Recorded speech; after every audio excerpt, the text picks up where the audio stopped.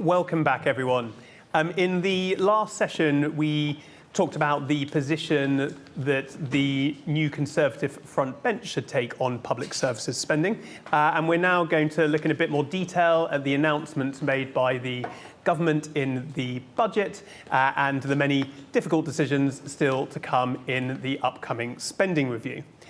In particular, what are the implications of spending plans for public service performance in 2025, 26 and beyond? What options should the spending review consider for raising revenue and boosting productivity? And how can the government improve public services when spending is likely to remain tight? To discuss those questions and more, I'm delighted to be joined by Paul Johnson, Director of the Institute for Fiscal Studies, Rupert Harrison, former Chief of Staff to George Osborne and former Chair of the UK's Council of Economic Advisers, Professor Henrietta Moore, Founder and Director of the UCL Institute for Global Prosperity, and Rachel Sylvester, political columnist at The Times and Chair of The Times' Education, Health and Justice Commissions. As with previous sessions, we're going to have opening remarks from each of the panellists. I will then ask a few questions to each of them before opening up to questions from the audience. If you are watching online, please do start submitting your questions now, and we will try to get through as many of them as possible. Right, I'm going to start with Paul Johnson. Great, thanks very much. I'm not sure that's an easy set of questions to answer given the information that we have. And partly because, of course, this is not all about money. If you look at the pattern of public service spending over the last 15 years. Clearly, there were cuts across most areas in the first part of that period. And then actually since 2019, some pretty significant increases in spending, not as big as was intended because inflation took away from some of what was intended, but nevertheless quite substantial. And yet there's been a fairly clear increase in problems with public service delivery since COVID. You see that in the health service most clearly, where something like 20% more doctors and nurses than there were pre-COVID, and no more activity. I think we've actually just about got back to pre-COVID levels of activity, and my colleagues put out something yesterday showing that over the last year, productivity has improved after taking an absolute dive in the previous couple of years. So this is clearly about more than money and resources, and you can see that in a number of other areas, not least the demands on some public services, special educational needs, social care, for example, have grown really dramatically, and this is causing particular problems for local authorities. So demand is changing as well as funding, as well as productivity and everything else. Taking just what we found out in the budget a couple of weeks ago, clearly in a sense, a remarkably big in-year increase in spending on public services this year, something over 4% relative to what we were expecting, which is obviously a very big increase in year. Now, a large chunk of that is taken up by higher than budgeted for pay, but it's certainly not just that, and there's another, as always expected, another increase in spending for the health service. But what's been very striking, and I think omitted from some of the discussion about this, is whilst obviously the big billions go to the health service, because the health service is such a big fraction of public service spending, more than 40% now, in proportional terms, for the first time that I can remember, actually, the NHS hasn't done better than other areas. In fact, health, justice and local government have done proportionally better than the NHS, which is almost unheard of, and I think reflects the really big problems that are evident in those areas. And I'm sure Rachel will say more about what's happening in justice. We've just come from a meeting of the Times Justice Commission, and as ever with those commissions, it really is eye-opening in terms of understanding, getting a real handle on some of the productivity problems. Looking forward in terms of the spending, of course, Rachel Reeves set the budgets for departments this year and next, and over those 2 years as a whole, that's something like 3% a year increase in their spending. But then she says, beyond that, the envelope for my public service spending increases is 1.3% a year for each of the next 3 years. Now, that is extremely tight, given what we know will go to health and defence and one or two other areas. If you were to keep within that 1.3% per year, you would almost certainly be cutting spending in some areas. Now, my guess is that that's not what's going to happen, but that is, fairly typical of chancellorial behaviour over the years. In order to meet fiscal rules, you say that beyond next year we're going to be really tight on public service spending, but when push comes to shove, it's hard for me to imagine Rachel Reeves and indeed Keir Starmer sitting in cabinet and saying to Angela Rayner or Wes Streeting or Bridget Phillipson, sorry, this time you're getting cuts. I really can't see that happening. So my guess is that those numbers will be bigger in the long run, either topped up in the spending review immediately or later on, either through more tax increases or because we get lucky with growth. So what I don't think we have at the moment is any clear sense of direction on either public service spending or public service reform, but very clear needs for both. Thank you. Rupert. Great. I was very happy to be going after Paul because I can say I agree with Paul, and of course he got all the numbers right.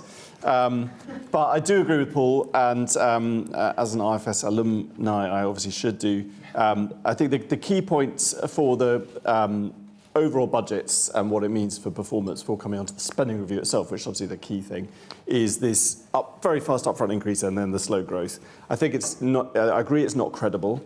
In that, in the run-up to an election, there will always be an injection of money into the NHS. It happens every single election. There's always a negotiation that is sort of political and managerial running up to that. There will clearly be the need for more resources, particularly for the NHS, but probably more broadly.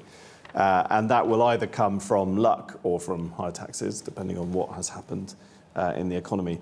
So it's not credible, but it's also, the profile is probably not helpful because they're putting a huge amount of money in up front is not going to do the capacity building that gives you the productivity longer term. I think the NHS is a classic example. I've been speaking to a lot of people recently who are concerned that a very rapid injection of money into the NHS will mean a lot of money spent on agency workers, for example, a lot of money earned at very high rates in a way that delivers some improvements, but not with good productivity and also not in a way that builds capacity.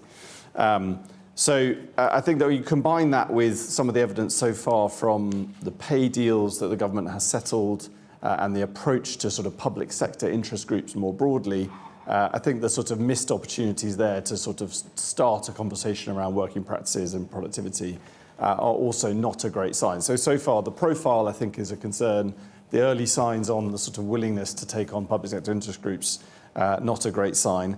And it is worth just reiterating, the big elephant in the room is, of course, the NHS productivity issue, which, as far as I would love, we've got many experts I can see in the audience who know more about this than I do, but I've spoken to a lot of people over the last couple of years, and as far as I can tell, no one really understands why productivity has fallen to the extent that it has over the last few years. And I don't know, Paul, whether the IFS analysis contains any understanding of why it's now picking up. But this seems like a kind of huge black box problem. Clearly, it's linked to COVID in some way and the disruption that has caused, but I have not. So that seems to me like the kind of problem number one. If we're going to kind of throw a huge amount of money in year one into a black box that we don't understand why it's performing badly, it doesn't seem like a great start. My one recommendation really was going to be, what really matters now is the build-up to the spending review in late spring, which, as Paul and I were discussing earlier, probably means June or July. That's the Treasury's normal definition of late spring next year. And the spending review is a big opportunity for Rachel Reeves and Number 10 to build a reform narrative and a savings narrative into the allocations. Right? They've done the budget, allocated the money. The in-year money will get spent without a huge amount of control over how it's spent. But you've got an option now politically and in policy terms to do some big things. And if you look back at things that have worked, it tends to be picking like a few big fights, because normally the things that are worth doing require political capital and take time and are difficult to do, otherwise they would have been done. And so when you're going into a spending review, pick a few big things that are going to move the dial and make a difference. I mean, I would say this, but I think the last time that really happened was, so if you go back to the 2010 spending review, the first coalition government spending review, you had in there a huge embarkation on a very big increase in tuition fees. That was a very big row, but absolutely vital to the way that higher education was managed in that spending review. Basically saved the university sector during that period. You had a huge project of welfare reform that was controversial, took a long time, but for example, had that not been begun then, we would not have been able to do things like furlough during the pandemic. We had the schools reforms that had a lot of pre-planning, made a lot of noise about them. Obviously, there's a big row about PISA data and things like that, but I think the evidence does suggest were very impactful. You also had very, I'd say relatively significant public sector pensions reforms. By the time the deal was done, cost was reduced, but not as much perhaps as it could have been. And so those, there were more in there, but that was like 4 big moving parts that were either going to increase performance and output or make savings and therefore make the allocation of the rest of the resources more effective. And so I think the challenge, I don't see any of those kind of big agendas being set out now. And the challenge for the government between now and the spending review is to sort of pick a few big rows. My other suggestion was maybe there are 2 areas where a sort of cross-party approach might be the kind of big play between now and the spending review. It's a bit of an odd suggestion in a way when you've got a Labour government with a huge majority. Why would they need to do anything in a cross-party way? But actually some of these things are so difficult that they won't be able to manage their own side if they try and do it by themselves. The first is social care, which obviously is a very old and familiar thorny problem. But why not now, with time until a spending review, have a commission, Royal Commission, whatever it is, some cross-party report on social care. It's clear, given resources available, that the sort of Andy Burnham National Care Service is not going to be something that is viable. You had the 2017 Theresa May manifesto proposals from the Conservative Party, which obviously went down very badly in an election, but actually were a significant and important proposal from the Conservative Party for getting more resources into social care. Why not get someone like Jeremy Hunt to lead a cross-party commission or be on it, or maybe Rachel, with all her experience of the Times reviews, I'll volunteer you for it. So, that would be one. Like, if you're going to fix the NHS, improve the relationship between NHS and social care, why not try and get more resources into social care in a way that we all know needs to be done, and do something cross-party on the funding of social care. And then the other one is something cross-party on all the conversation probably will be focusing on resource spending, but of course there's a big ramp, well, it's not really a ramp up, it's a sort of recovery back up to previous levels in capital spending, which is another big story of the budget and the spending review. Something cross-party around the cost of infrastructure delivery in the UK, because again, we've all seen the news about bat tunnels, we know the story about the Lower Thames crossing and how ridiculously expensive it is to do stuff in the UK. Again, most of that is very, very difficult to do as a single party, right? Because the environmental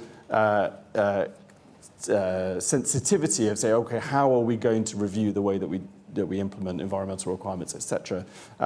So there are 2 big areas there. If you haven't got some reform ideas of your own, go and do 2 cross-party approaches to that, and that can make a huge difference. Thank you. Henrietta Moore.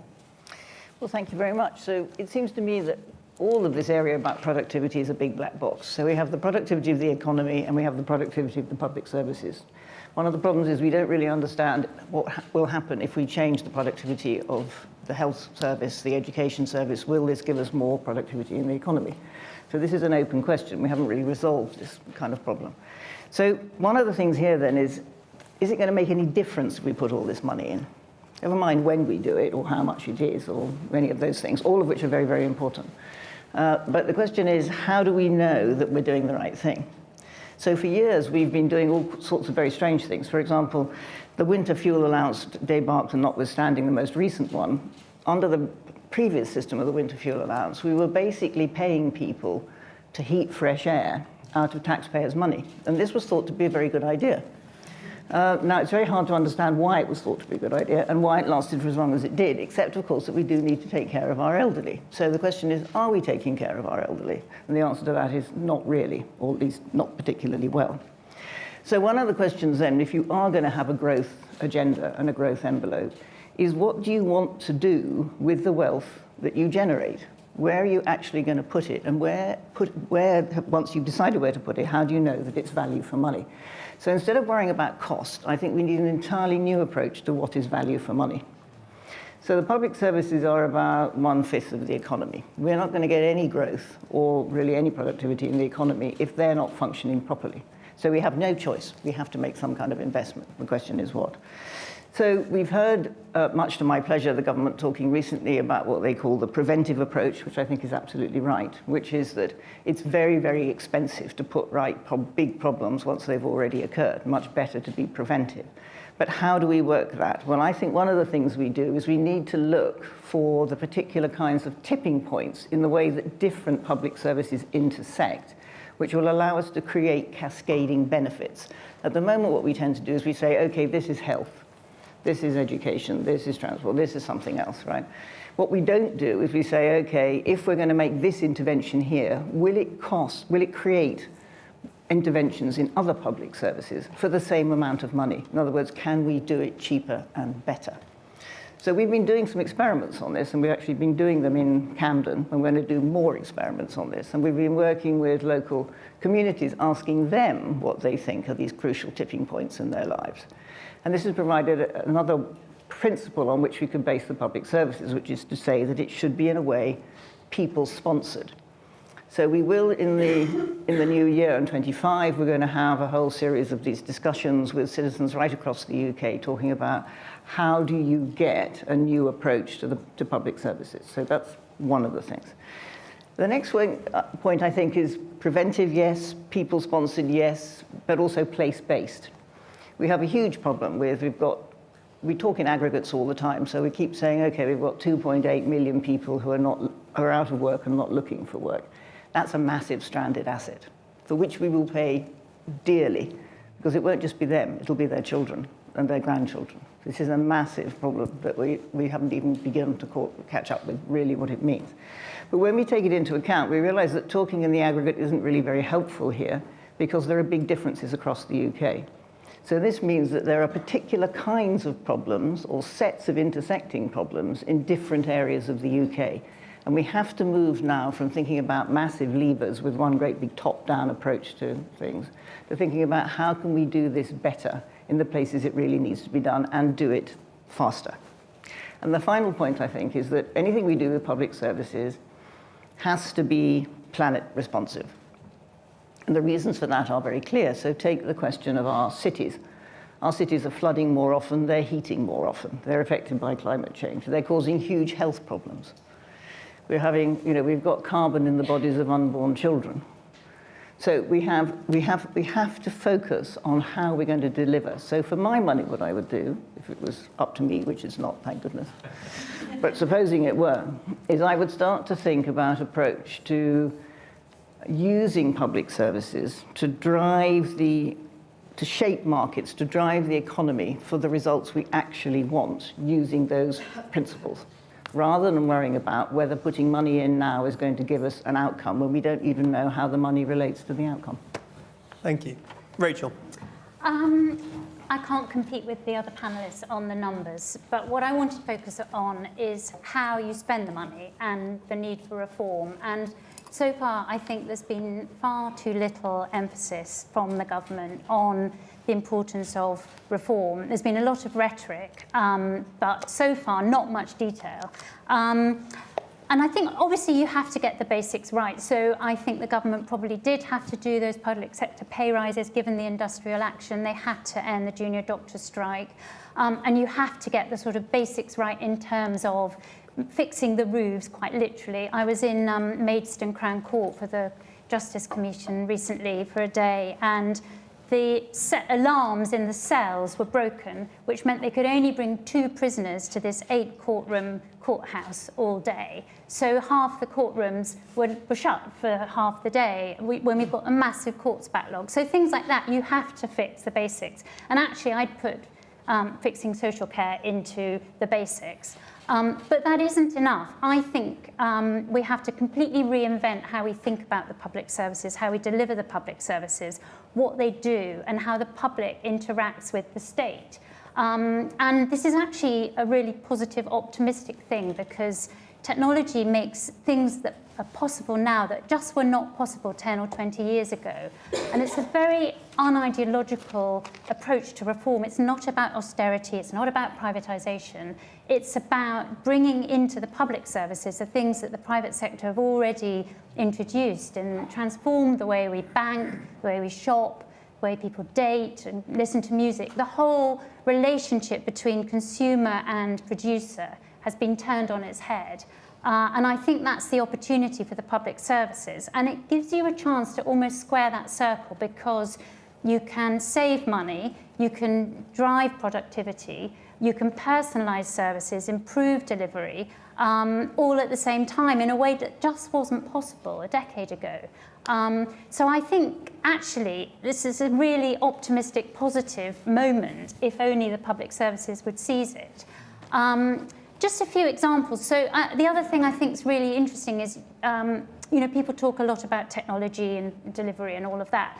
I think there's two ways of thinking about that. So is it technology for basically doing what you normally do a bit faster? So replacing letters with emails. And of course, we have to do that. So we did a poll for the Times Health Commission, which found that 1 in 12 patients said either they or their family had actually missed an appointment because the letter arrived too late or didn't arrive at all. I mean, that is insane. So the idea that you're still writing letters, given the state of the Royal Mail and given the fact that it's absolutely not necessary anymore in any other walk of life, is madness. And obviously no wonder productivity is falling if that's the case. Another example, similar to the Maidstone Crown Court, a surgeon described how, he was operating in the middle of the operation and suddenly the lights in the operating theatre went out. He had to finish the surgery using his the torch on his phone strapped to his head. So these are the productivity problems. It's not a surprise. You've got 13 million hours of doctors' time wasted on computers that don't switch on. So that's your answer, Rupert, I think, partly. So you've got people wasting a lot of time on sort of technology that just doesn't work. But the really exciting thing is that using technology in the way that the big tech companies have to actually reinvent how the system works. So Chelsea and Westminster Hospital, for example, has cut its waiting list for elective surgery by a third just by joining up the different databases and making sure that the patient's journey through the system is as quick as it can be. You get rid of the people who are double listed. You get rid of the people who actually don't need the operation anymore because they've been on the list so long they're better or they've died. But you it's just actually using the database, matching up, joining up these databases using AI in a way that improves efficiency and makes the service better for the patient. There's a similar example in policing. So I was talking to a chief constable last week who said he's got 80 different databases when a crime's committed. His officers have to consult to try and find the criminal. So what he's done is he's managed to join up those databases, and instead of taking 5 hours for his human analyst to produce a case file or a case study of the suspect, it takes 2 minutes. He actually says he's allocated an hour because he wants the human officer to read through it to make sure there's no problems. Go to scans for lung cancer in Huddersfield.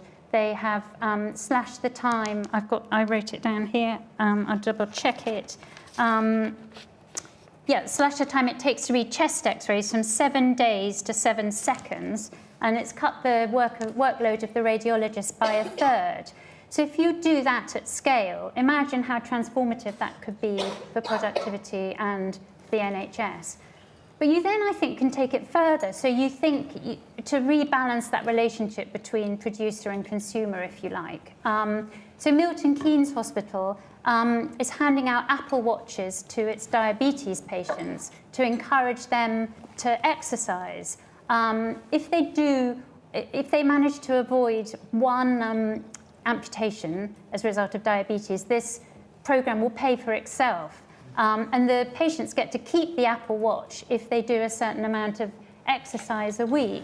So the government talks about prevention, but if you use the technology is able to really empower users of the public services in a way that just wasn't possible before. And once you throw genomics into the mix, predicting illness, predicting who's going to need treatment, how you need to behave to avoid illness becomes transformatory.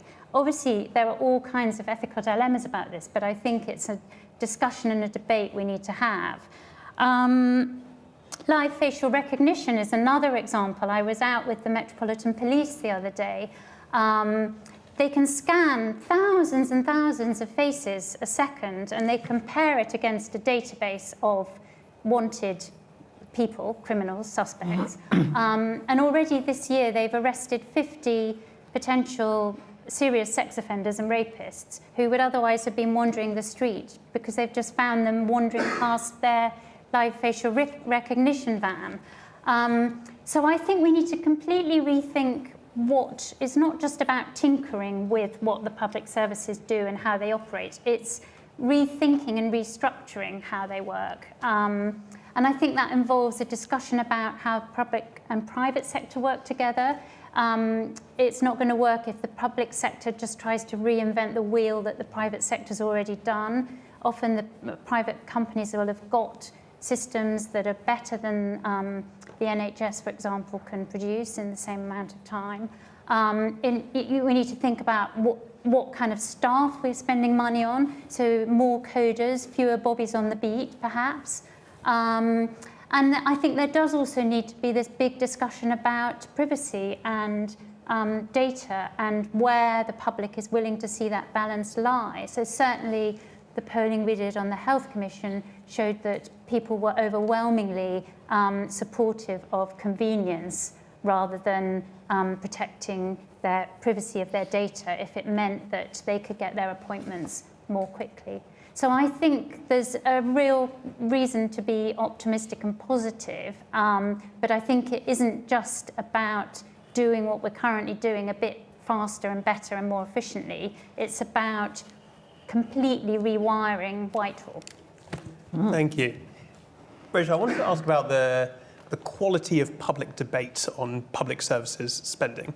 At the last election, neither Labour nor the Conservatives were keen on having a particularly honest conversation about how undeliverable spending plans from April 2025 were, for fear of being accused of tax bombshell and the like.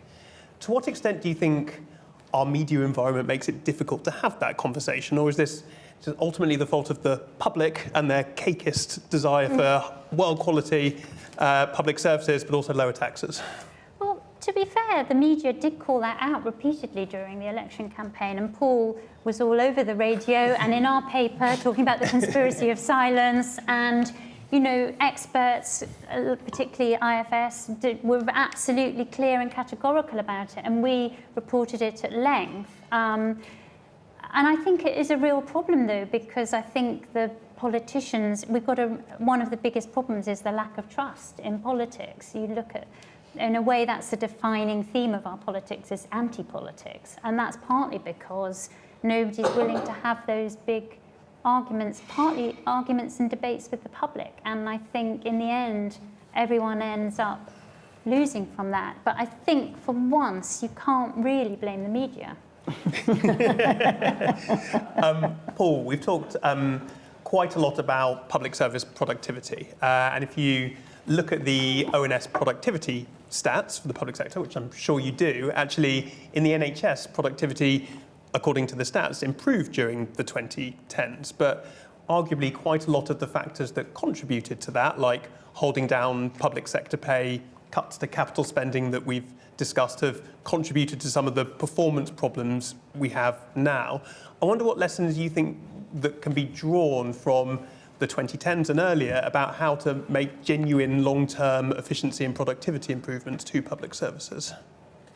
Yeah, I think I want to take a limited amount of notice of the specific ONS stats on public sector productivity. I mean, it's an incredibly hard thing to measure, and as you indicate, there's lots of things that go into it, both in terms of understanding the inputs and understanding the outputs. But I think, but there are clearly some things you can see when there are more doctors or more nurses or what have you, and you can see the amount of activity measured in one way or another. But I think we do know some things about why what's happened, the productivity has happened to it in recent years, and partly comes out of Rachel's Health Commission and the Darcy report, which essentially repeats quite a lot of what was in that Commission report. But there was a lack of capital spending over that period, as you indicate. It doesn't matter how many doctors you've got if they don't have the surgical theatres or the MRI scanners or what have you, then they're going to be held back by that. If you don't have good management, and particularly good people management, and then that's going to be something that holds you back. And there's clearly, I mean, again, going back to the experience on the Health Commission, every person we spoke to in the NHS basically said that the person management was terrible, and it was just extraordinary, and that's obviously going to be bad for productivity, as well as taking them half an hour to turn their computers on. So there's, there are things there that are very obvious. There's issues about the relationship between different bits of the public sector, and clearly the relationship between the NHS and social care is a problem and impacts on the measure of productivity in the health service. So there's a whole series of things that go into that, and in the end it's about how you manage the thing, how it's led, what the incentives are in there, and whether you're allocating the money in some sense the right place. And again, the Darcy report says something what you've known for ages, which is every Secretary of State for Health will say more investment in primary care, GPs, community care, and every single one delivers the exact opposite. I mean, and that's been true through the through the 2000s, through the 2010s. We've got more than double the number of hospital doctors we had in 1997, and fewer GPs, despite the fact that every single person has said that that's the opposite of what they want to achieve. And again, it's not easy, because you can see why the urgent, if I need an operation, I need it now, pushes out the sort of the long-term important. And so I'm not claiming it's an easy thing to fix, but we can see what we've done for the last 25 years. Rupert, you talked about kind of running a spending review process well. It's clear that the budget was run in a relatively traditional way with bilateral negotiations between the Treasury and Department, but the government has said that they want to take a mission-led approach to the rest of the spending review process. And I wonder how you think that they can ensure that spending allocations are in fact driven by those kind of cross-cutting priorities, rather than kind of what often happens with departments trying to protect their core budgets. Yeah, that's a very good question. I don't really have the answer. Just quickly on the question you asked Rachel about the election and the debate at the election. I mean, it's worth remembering that last time we had a change of government, it was a very different situation. Right? So in the run-up to 2010 election, there was a very open debate about the fact that the public finances were in a mess. Certainly the Conservative Party, and to a certain extent the Liberal Democrats, talked openly about the fact that there were going to have to be cuts in public spending, and indeed there were specific announcements made about, look, these examples of the kind of cuts. So that it was a political choice, particularly, I would argue, by the Labour Party. Obviously, I think the Conservative Party also played its part in sort of, as Paul pointed out, the sort of spending plans and the lack of a multi-year spending review to flesh them out. But it was a very deliberate choice to say no additional spending, no tax rises. And 2010 shows that it's not the only choice. So I think there was, as you say, it's the politicians, but there are other ways to do it. In terms of the spending review, I mean, the missions, I'm a little bit sceptical of the missions.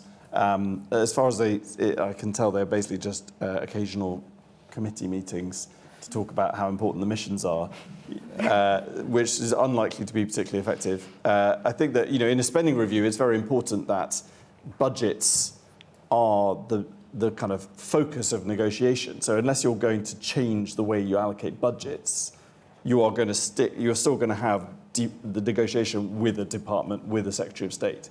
And the Secretary of State needs to believe that that budget they're being offered is genuinely what's available, and then to prioritise their plans within that. They need to make a case around, okay, if you give me this money for the next 2 years, I'll be able to deliver X or Y in years 3 and 4. It's not clear to me how, I think that there's a sort of discussion around mission in the private sector, and particularly around things like industrial policy, where, clearly you can see how a sort of clearly mission-based approach could work. For me, in this sort of running a spending review, I don't know, maybe someone else got a better idea, but I don't see anything at the moment that is going to make that a kind of effective way of doing it. I mean, in the end, you know, as we just heard, it's not really a mystery, right? There are some very obvious things that need to happen, particularly in the NHS. It's about political will to kind of make them happen. Henrietta, part of your work at UCL has looked at universal basic services. Can you say a bit more about the role that UBS could play in public service reform, particularly given funding constraints? Yes, well, it's a very, very good question. But I mean, the idea of universal basic services is that we have such high levels now of livelihood insecurity, and we have a lot of political problems that come with it, which is this lack in trust in government and so on.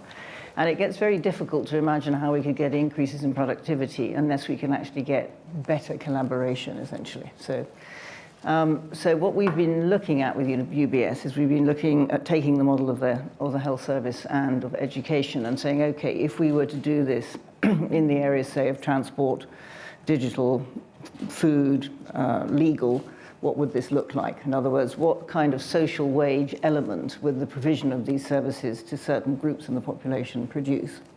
So the easy one at the moment, because there's been a new report on it, is if we actually made bus travel free across the United Kingdom, we could probably get an uplift in the bottom sort of 40% of 8% of their income.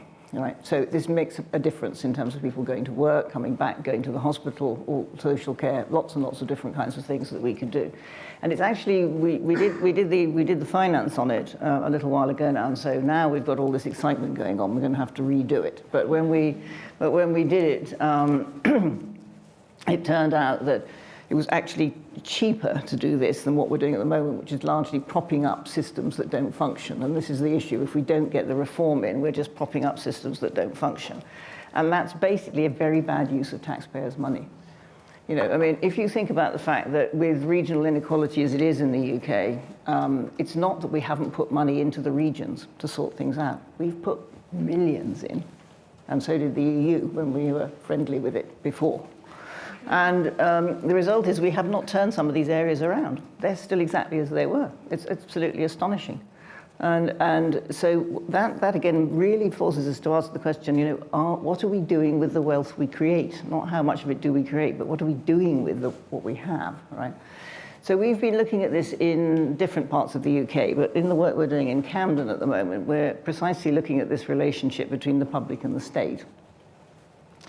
And saying, okay, if we believe that if you make an investment in transport, for example, it can have a number of knock-on effects, so that one investment will have several different cascading benefits, which is what we're after. How can we begin to think about how we model this? Because we can't exactly go around experimenting on all members of the public. That would be just a bit dodgy. But so what we've been doing is we've been working with them to say, okay, where are the pinch points really for you? Is it you need more money to pay your prescription? Do you need more money to pay for your mobile phone? Is it that if you had free transport, what would happen next if you had that, right? And so we're working on that at the moment. And so the advantage of that is it brings a lot of people who have ideas about how life could be better for them into the discussion about what public services really ought to be in the UK and where change should come. And so in itself, it opens up new possibilities because it opens up new discussions. Thank you. I'm going to open it up to questions from the audience. As before, I'm going to take a few questions at a time. Please wait till the microphone gets to you. And please, again, ensure that they are, in fact, short questions and not long statements. We'll take these two down here and then one in the middle there. You, Grace from the Future Governance Forum. If we think about missions as a way of breaking down silos between departments, thinking not so much about spending, but the benefits of however that kind of missions approach years down the line, part of the issue is that departments need to be prepared for the kind of apple, so to speak, to fall in someone else's garden or in a different tier of government or in local government. And I'm just interested in the panel's view on that and how you create that kind of political will for the benefits to be captured elsewhere. Thank you. Alexa from Grant Thornton.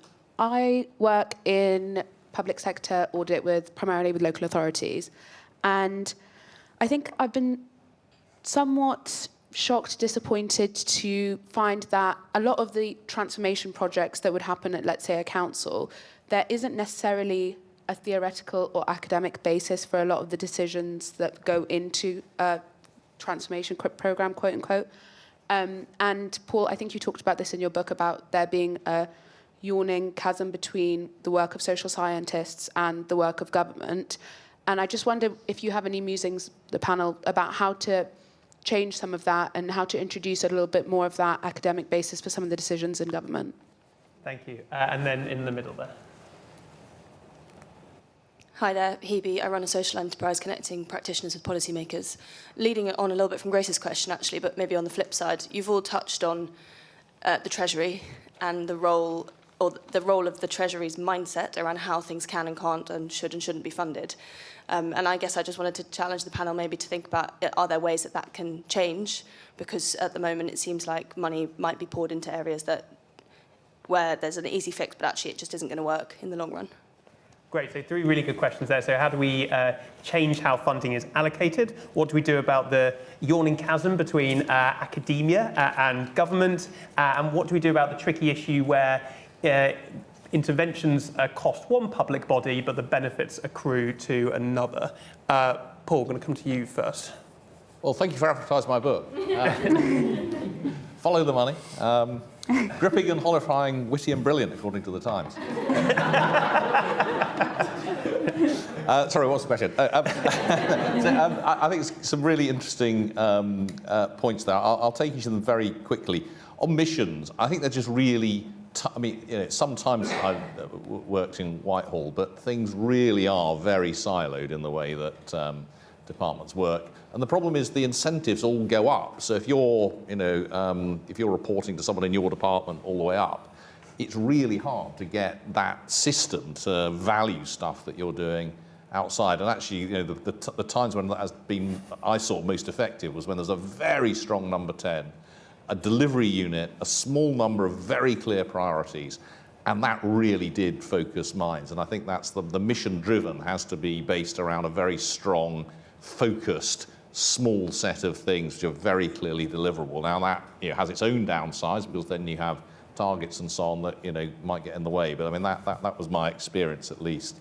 In terms of moving from academic work to delivery, I mean the point I was making in that wonderful book was it was actually less in a way about sort of how much does academia have to say to local authorities about how they should deliver. I mean, that is, I'm afraid, somewhat outside of my expertise. But it was really about there's a huge amount of social science that goes on in government departments. There are 5,000 members of the Government Economic Service. I mean, there's a lot of people in the Government Economic Service and in the Government Social Research Service and so on. And I think there's several problems. One is very little of what they do ever sees the light of day.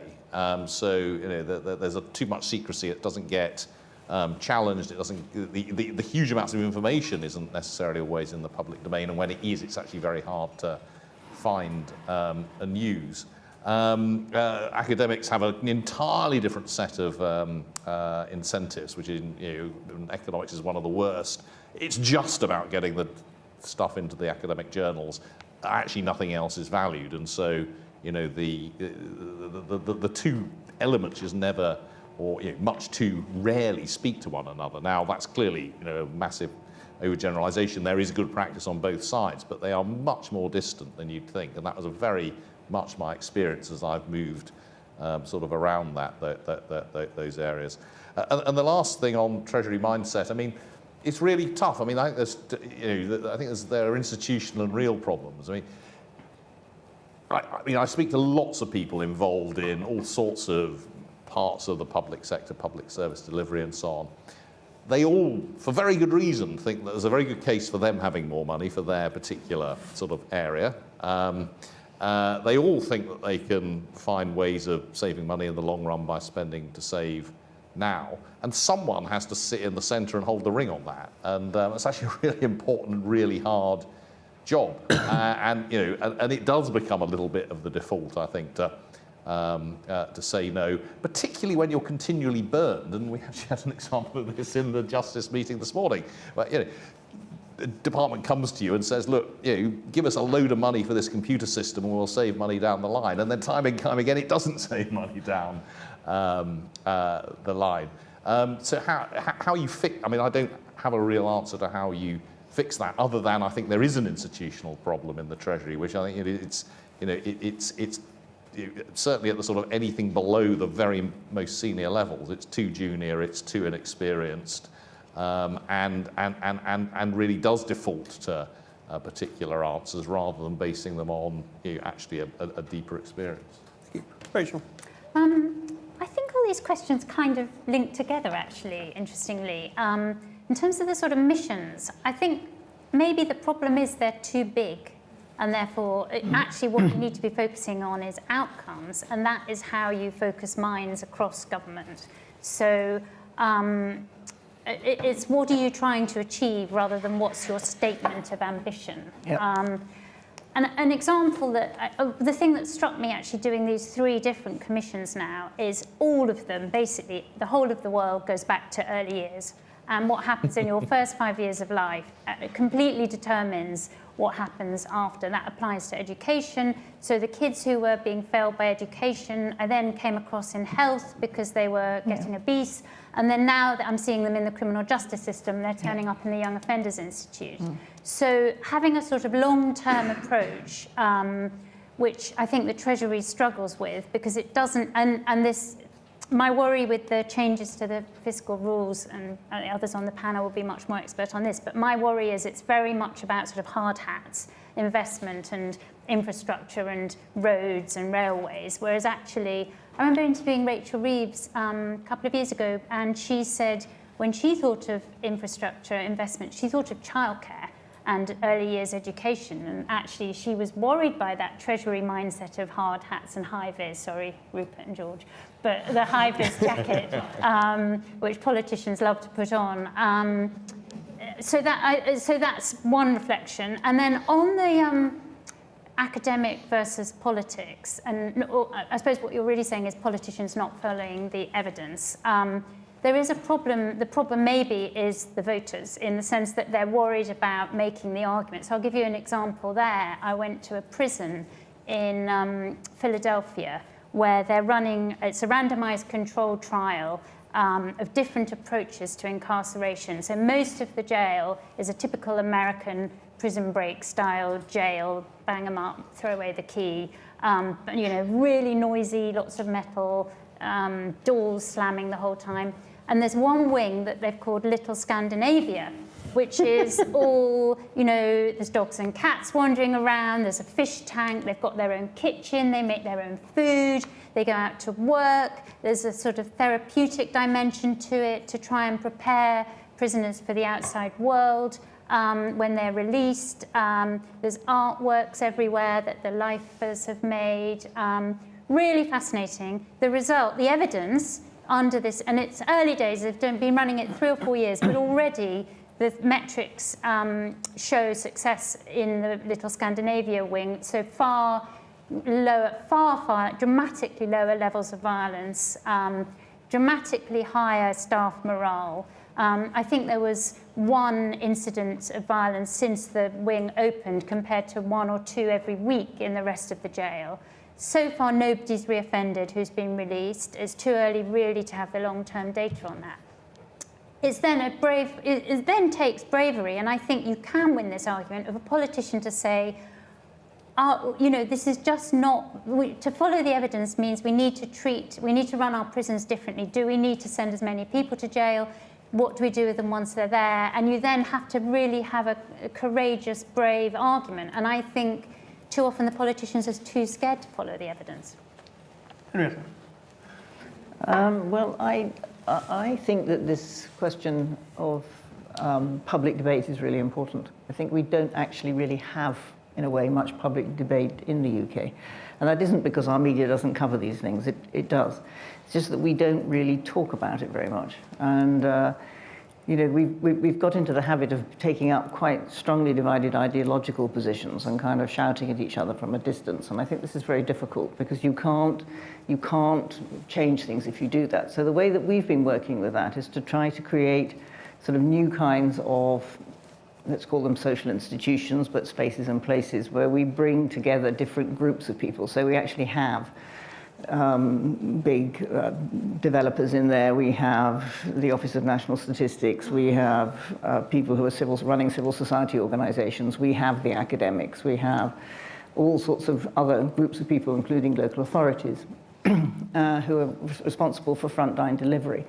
And so when we're doing the work, what we're doing is actually bringing all those perspectives together and trying to work out how we can deliver things. So one of the things, for example, is we have social value legislation in the United Kingdom. So big developers who are developing housing in London, for example, should be creating social value as part of what they're required to do. Now, the really difficult thing for them is that nobody's actually explained to them too much what social value is. So this is very difficult. So what they've done is to say, okay, well, it must be something to do with things like perhaps we could have a few interns, or perhaps we could have people who come and learn things, or perhaps we could, have artworks. And anyway, there are lots of ideas. But we've been talking to them about this and saying, look, what you need to do is to work at a slightly larger scale. So let's say you work at the local authority scale with the local authority who we've got in this room with you, with ONS who knows about metrics and us, and we're doing all the work and so on. And we say, okay, let's find out what are going to be some new metrics for delivering, not at the project level, but what I would call the landscape level. That is the general area in which people themselves live their lives. Can you make a difference there, right? So if you're going to create social value, it has to be long-lasting, and it has to be within a space that people can understand has actually increased the quality of their own lives and underpinned livelihood security a little bit for them. So those kinds of discussions are, I think, where we need to go, but it's very slow work. Okay. So very good questions. There's a very close relationship, I think, between the apples in the next garden and the Treasury mind question. But to be addressing, first of all, the apple in the next door garden and the missions. So I like Paul and I think Rachel said, I'm very sceptical of kind of broad, flabby missions. I don't think they achieve anything. And sometimes there are examples where you have a kind of very, very clearly defined goal, like let's get a vaccine in 3 months, where that might give you results. But certainly assuming that everyone's going to play nicely and everyone's going to be thrilled when their apples fall into the next door garden in the public sector absolutely doesn't work. There are examples where you can get around it, things like payment by results. So, for example, welfare to work initiatives. You spend money in the DWP Dell budget to get someone into work, but the savings come through in the AMI budget if they're being paid less benefits because they get a better job or move into work. We have lots of experience at sort of trying to do that by constructing evidence-based ways to pay people by results. There's a very mixed range of outcomes on that. There are some pretty catastrophic ones, and then there are some ones where it seems to work. Probably better is just to change the location of the fence and so move the garden. And I think the most obvious example is where a lot of these spillover effects happen in a place-based way. And so, for example, health and social care, that's where giving the same people overview and budgets to be able to manage social care and health in the same geographic area is a way of just moving the fence so that the apples are still falling in your own garden. And I would say there are lots of other areas where that is the case. So, I would go, I think we're sort of proud of what was done in terms of creating the mayoral authorities and devolving more power and budgets to local levels. I would be much, much more radical now that I'm outside the Treasury, because I think that that's a classic example where you can move the fence and then encourage people to kind of grow more apples because they've just got a bigger garden. Sorry, I'm really torturing this metaphor. And then so in terms of kind of Treasury mind, I think the Treasury is very reluctant to do that because it's very nervous of failure at local level, and that when there's a mayoral authority that totally screws up, the Treasury will have to come in, and the politicians will say, well, hang on, we can't just let Greater Manchester, go to hell. We've got to. So there's huge nervousness around that, and so obviously you've got to build capacity and you've got to build the case to do that. But I'm also extremely sympathetic because if you add together all of the spend to save suggestions that come in a spending review, you double your budget. So it's oh yes, give me more money and I'll definitely save you money down the line. It's for the birds, right? Most of this is not likely. and even if it is, so, I don't want to pick, but let's the suggestion that free bus travel might pay for itself, for example, is an interesting idea. I mean, my strong suspicion is that it wouldn't. But even if it did, how would you ever know whether it had? Right? It would be basically impossible to measure. You certainly, as from the Treasury's point of view, would never know whether you were getting any of the revenues from that as a result of that. And then you wouldn't know whether to make a similar decision again in future. So, unless you've got very, very specific, measurable outcomes that can test whether a spend to save investment is going to work. Like when you're the Treasury and you're the only people whose job it is to make the numbers add up, otherwise you end up with a kind of another fiscal crisis. It's understandable why the evidence has to be pretty good. Again, I would come back to localism as a way around some of this, because just say, okay, it's your budget now, you solve it. But you've got to build capacity and you've got to be willing to have failure. And I think that is where the politicians will find that very difficult. Rupert, we've got a question here picking up a bit on that kind of universal versus targeted question. And they've asked, can rationing and targeting services end up costing more in terms of poor outcomes and high admin burden than just providing universal service in the first place? Are we talking about the winter fuel allowance, for example? They don't specify. They might have had that in mind. But, I mean, yes, certainly. But again, it depends enormously on the case in point. I mean, we do an awful lot of rationing and means testing by necessity, and there are areas where we don't. I don't know, Paul, help me out. What are some examples where it might cause more trouble than it's worth? I mean, I certainly think the winter fuel allowance is going to cause more trouble than it's worth. Trying to find some, mechanism for doing that. I mean, we end up with both. I mean, think of social care. I mean, the rationing in social care, both in terms of means and how much care you need, is quite extraordinary. It's not just.